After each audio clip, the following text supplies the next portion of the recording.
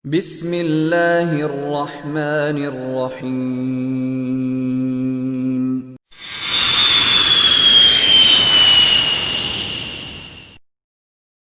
Pada zaman Nabi Musa ini, di antara keutamaan-keutamaan Musa itu sebelum menjadi Nabi dan Rasul, dipersiapkan oleh Allah. Dipersiapkan.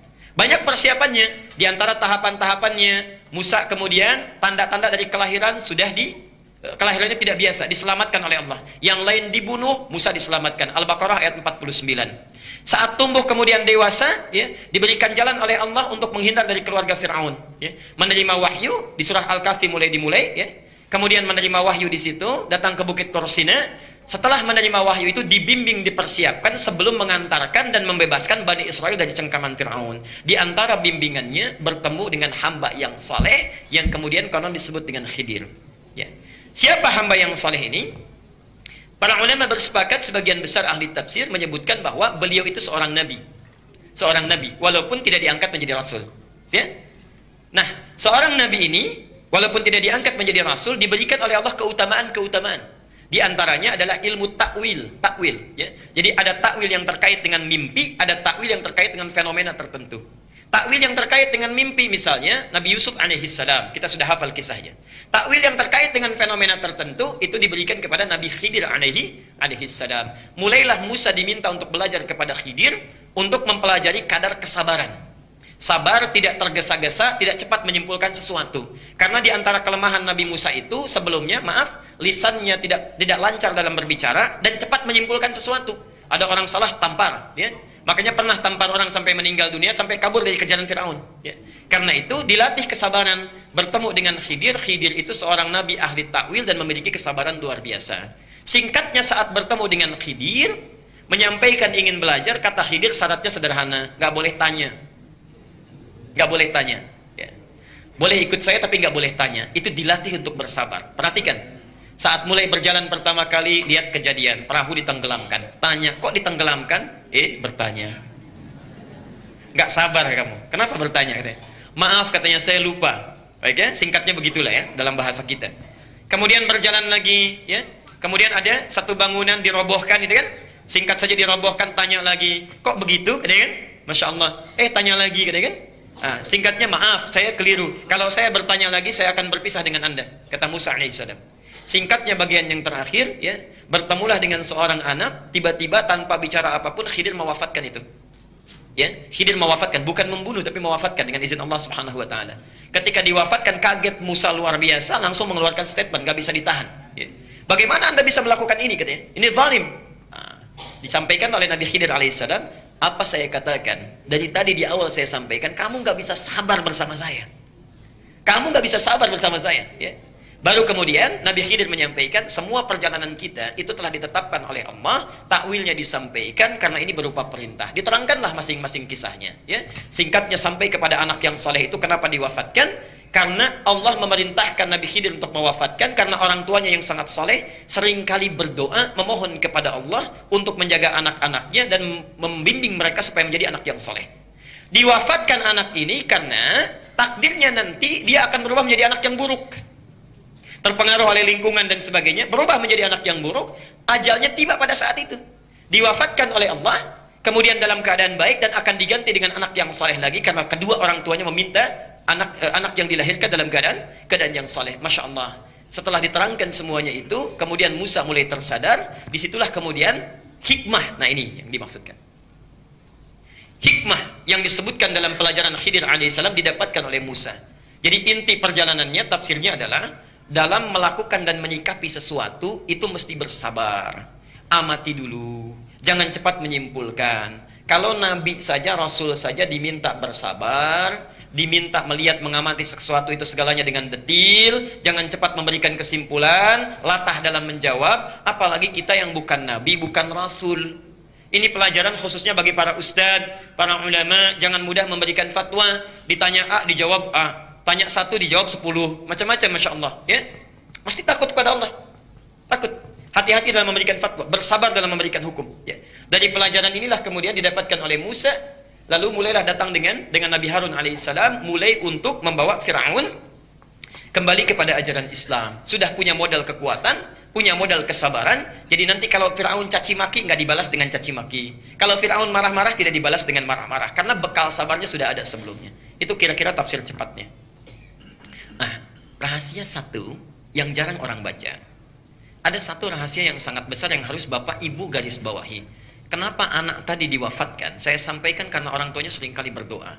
Nah, Bapak Ibu sekalian, di dalam Quran itu ada banyak ayat yang menerangkan doa orang tua sangat berpengaruh kepada anak. Sangat berpengaruh kepada anak. Saya berikan 3 contoh misal. Dengan cepat saja. 1. Quran surah ke-7 Al-A'raf ayat 189.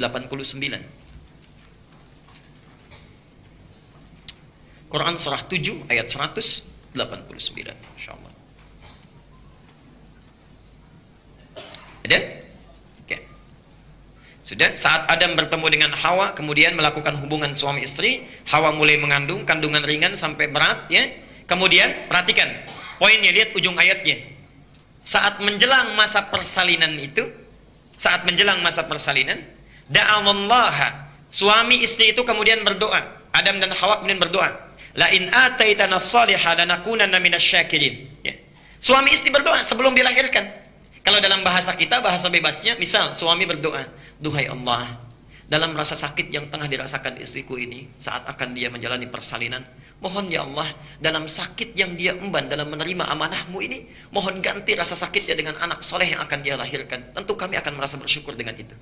Ibu juga begitu. Saat sakit dalam keadaan mengandung, menjelang masa persalinan, ya, yang dilakukan jangan banyak mengeluh. Aduh Pak sakit, aduh Pak pijitin ini, aduh Pak miring sini sakit. Perbanyak doa. Perbanyak doa. Karena orang-orang yang tengah mengandung, orang-orang yang tengah menerima amanah Allah dalam lelahnya, doanya cepat terkabul. Doanya cepat terkabul. Duhai Allah, dalam sakit yang tengah saya rasakan ini, mengemban amanahmu, mohon ya Allah, ganti rasa sakit ini dengan lahirnya anak saleh yang telah Engkau tetapkan. Tentu saya akan sangat bersyukur kepadamu, ridha dengan sakit yang saya terima ini. Kalau saya sudah bermohon dalam keadaan demikian, belum juga Engkau kabulkan, dengan cara apa lagi saya mesti bermohon kepadamu ya Rabbal Alamin? Boleh. Masya Allah, itulah yang pernah dilakukan oleh Nabi Adam alaihissalam, diikuti oleh Nabi Yakub ketika punya anak Yusuf dan 11 saudaranya, dari beberapa istri yang berbeda. Yusuf punya anak namanya Bunyamin, dari ibu namanya Rahil. Nah, 10 saudara yang lain itu cemburu kepada Yusuf. Saya persingkat, berencana untuk membunuh Yusuf. Kumpul di satu tempat di samping rumah. 9 orang mengusulkan, uqtulu Yusuf, bunuh saja Yusuf. 1 orang mengusulkan, jangan bunuh, lemparkan fi ghayabatil jub. Lemparkan ke tempat gelap saja, nggak usah dibunuh. Nanti akan dibawa oleh pedagang menjauh dari kita. Saya mau tanya, maaf, kalau ada musyawarah 9 orang memutuskan A, 1 orang memutuskan B, mana yang diambil? 9. Dan setan kalau sudah maksiat nggak akan nanggung. Datangnya nodong, ya. Datang ke angkot mau nodong, begitu teriak nusuk. Ya, nanggung, yang lainnya pun dilukai juga. Setan nggak akan nanggung. Tapi yang ini luar biasa. Begitu 9 mengusulkan bunuh Yusuf, yang 1 mengatakan jangan bunuh. Ternyata yang 1 ini yang diterima, bukan yang 9. Yang 1 yang diterima. Apa penyebabnya? Para ulama menyampaikan itu karena doa Nabi Yakub alaihissalam, yang sering berdoa supaya Allah bisa menjaga mereka untuk tidak melakukan perbuatan yang keji. Jelas sampai di sini? Ya. Maka saya mohon sebesar-besarnya, berdoakan anak-anak kita. Kalau bapak ibu yang belum hafal Quran sampai sekarang, jangan cegah anaknya hafal. Ya. Kalau bukan anaknya, barangkali sudah dewasa, jangan cegah cucunya hafal. Doakan dari sekarang. Barangkali dengan doa itu, satu saat itu yang akan mengembalikan kepada kebaikan. Umar, kisah nyata. Seorang anak sekolah di sekolah internasional. Saya persingkat saja, ini kisah nyata yang saya terima. Bapaknya sibuk luar biasa, ibunya juga sibuk. Ya. Tapi ibunya ini masih bisa mengantarkan anaknya sekolah, bisa menemani. Kalau di sekolah internasional kan suka ada hari ayah ya, Father Day ya, hari ayah. Dan anak-anak berkreasi supaya dilihat ayahnya. Masya Allah, kalau anak-anak yang lain itu setiap hari ayah yang datang bapaknya. Anak-anaknya tampil, ada yang nyanyi, ada yang bermain macam-macam, ada yang puisi. Cuma Umar saja yang bapaknya nggak pernah sempat hadir. Karena saking sibuknya luar biasa. Masya Allah. Yang diutus ibunya lagi. Satu kali, ibunya berkata kepada bapaknya, bukankah kamu sudah berjanji akan datang? Penuhi janjimu. Kasihan anak kita. Disebutkan setiap kali datang selalu bapaknya. Kalau orang lain bapaknya, kalau kita ibunya. Saya mohon kamu datang. Bapaknya agak malas-malasan kemudian datang. Saya persingkat, duduk bagian paling belakang. Singkatnya, ketika Umar diminta maju untuk perform, Ini luar biasa, terkejut hadirin yang ada karena tidak memilih untuk bernyanyi, tidak memilih membacakan puisi, tapi hanya satu kalimat yang diungkapkan. Miss, saya ingin bacakan Quran surah An-Naba. Oke. Saya ingin panggil dulu guru saya, Ustadz Ali katanya. Yang dipanggil bukan bapaknya, Mr. Ali dipanggil. Datanglah Mr. Ali itu, bapaknya kaget melihat begini. Masya Allah. Mr. Ali ini diminta oleh anaknya Umar tadi untuk menguji. Silahkan lihat bacaan saya. Begitu dibaca, amma yatasaalun sampai ayat 5 dari 40 ayat, kata gurunya itu Mr. Ali, cukup. Bacakan ayat 9, dibacakan. Bacakan ayat 20, dibacakan. Bacakan ayat 30, dibacakan. Masya Allah. Hafal dengan nomor ayatnya. Di akhir perintahnya, lalu bertanya gurunya itu, Mr. Ali, Umar, apa yang menjadikan engkau begitu ingin menghafal Quran sampai hafal surat An-Naba ini dengan ayat-ayatnya? Perhatikan jawaban Umar. Saya pernah mendengar guru menyampaikan pada saya, kalau bisa membaca Quran dan menghafalkannya, maka di hari kiamat nanti saya akan membawa mahkota dan bisa dipakaikan di kepala ayahanda dan ibunda saya. Jadi saya itu mendengar hadis itu ingin satu saat memberikan hadiah kepada ayahanda dan pada ibunda. Di akhirat nanti saya ingin pakaikan dengan tangan saya sendiri kepada di kepala ayah dan ibu saya. Masya Allah. Bapaknya di belakang langsung lari. Dipeluk Umar itu, dicium kakinya minta maaf, ya, langsung digendong dibawa pulang. Bapak ibu sekalian, saya tidak ingin terjadi Anda semua terjadi seperti ini, ya, atau mengikuti kisah ini. Maka mohon maaf sebesar-besarnya. Kadang-kadang Anda sesibuk apa sih para ayah itu? Kadang-kadang lupa kita, kadang-kadang kita lupa. Datang berangkat gelap, pulang juga gelap, nggak pernah lihat anak. Apa yang Anda inginkan? Bukankah kita mencari rezeki untuk kembali kepada keluarga? Masya Allah. Mana waktu yang kita sudah berikan untuk anak-anak kita?